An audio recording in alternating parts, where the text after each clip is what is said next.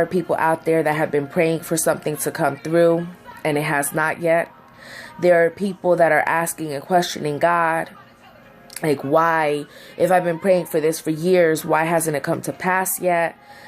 And I just want to share with you Romans 12:12. It says, be joyful in hope, patient in affliction, faithful in prayers.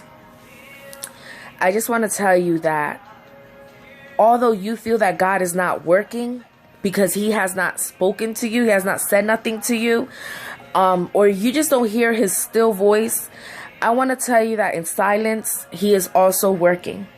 Does not mean that he stopped, does not mean that he forgot about you or placed you in the back burner. It's just that he is working diligently and silently.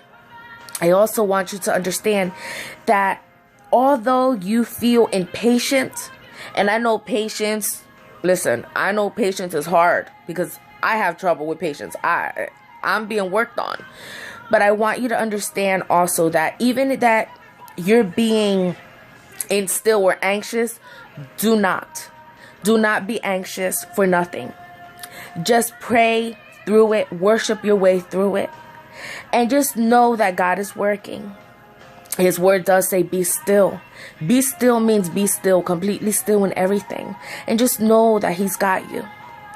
I just listen. I know it's hard because it's hard. But that's when we are being tested in our patience, when God is being quiet.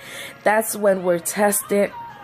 And that's when you more than ever should worship your way through. Pray yourself through it. Be faithful in your prayers. Be faithful in your prayers. You are more of a warrior in your knees than anything. In your prayers, you are a warrior. And just know and just trust that God has you. I'm telling you, he's faithful. He is definitely faithful. So just pray and worship your way through and know that God has you. And just know that God is working on your behalf and that he has not forgotten about you.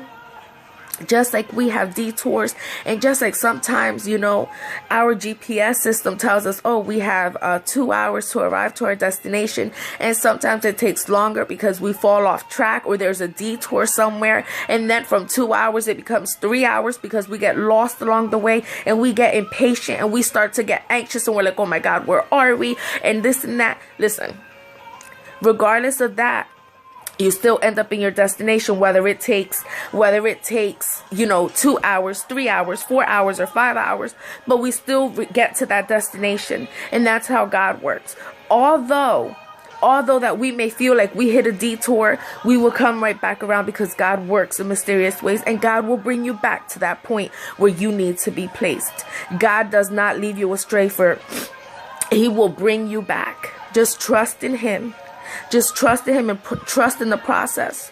Just trust that God is working and just know that he is. Don't doubt. I cannot say it enough. Do not doubt, because doubt brings a lot of things to your mind. And then that's where you start to lose your faith.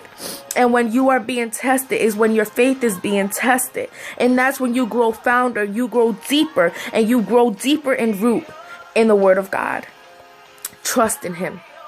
Trust and process, and just know that God is working on your behalf. And just know that what you have been praying for shall come to pass.